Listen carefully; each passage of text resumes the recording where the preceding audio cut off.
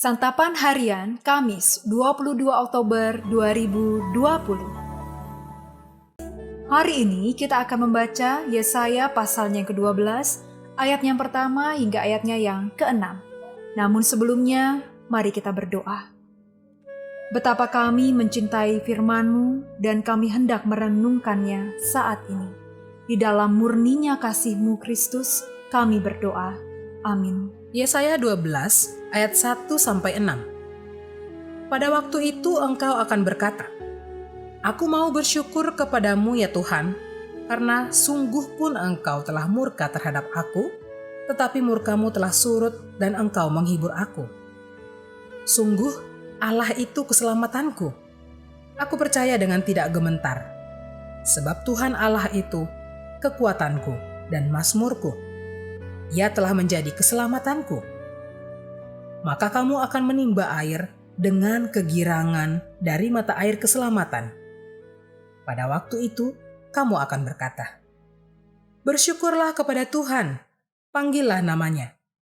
Beritahukanlah perbuatannya di antara bangsa-bangsa. Masyurkanlah bahwa namanya tinggi luhur. Bermazmurlah bagi Tuhan, sebab perbuatannya mulia. Baiklah hal ini diketahui di seluruh bumi. Berserulah dan bersorak-sorailah, hai penduduk Sion. Sebab yang Maha Kudus Allah Israel agung di tengah-tengahmu. Sahabat Santapan Harian, bangsa Israel dimurkai Tuhan karena tidak taat. Ahli-ahli setia dan taat kepada Tuhan, mereka lebih memilih setia kepada Baal. Alih-alih mengandalkan Tuhan, Israel lebih memilih bersekutu dengan Mesir untuk melawan Asyur. Akibatnya, sebagian umat Israel dibawa ke Asyur sebagai orang buangan. Inilah hukuman Tuhan kepada Israel.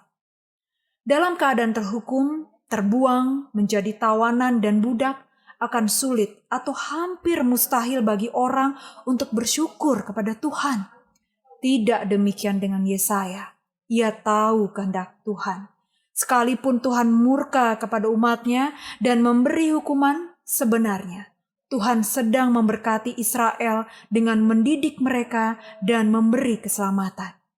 Dalam situasi terhukum dan terbuang, Yesaya malah bersyukur karena hukuman Tuhan tidak selama-lamanya dan murkanya akan surut. Tuhan memberi penghiburan. Tuhan menyelamatkan. Ungkapan syukur kepada Tuhan tidak berhenti di bibir dan hati saja, melainkan ditunjukkan dalam sikap hidup dengan senantiasa bersekutu kepadanya dan mewartakan perbuatannya yang ajaib demi kemuliaannya.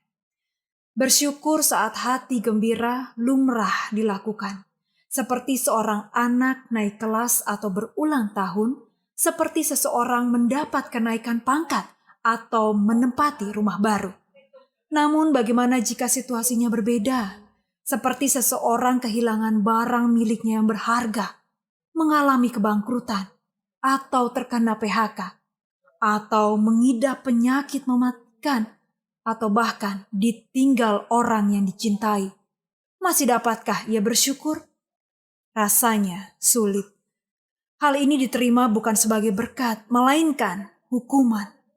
Kita perlu mengikuti seruan Yesaya yang mengajak kita bersyukur kepada Tuhan dan memasyurkan namanya, baik kala senang ataupun susah.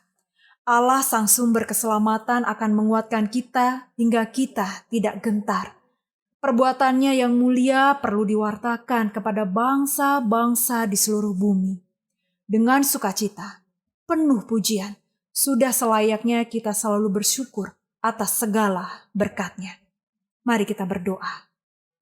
Kami mempersembahkan hidup kami sebagai ungkapan syukur kami kepadamu, ya Allah. Di dalam kasih-Mu Kristus, kami berserah. Amin.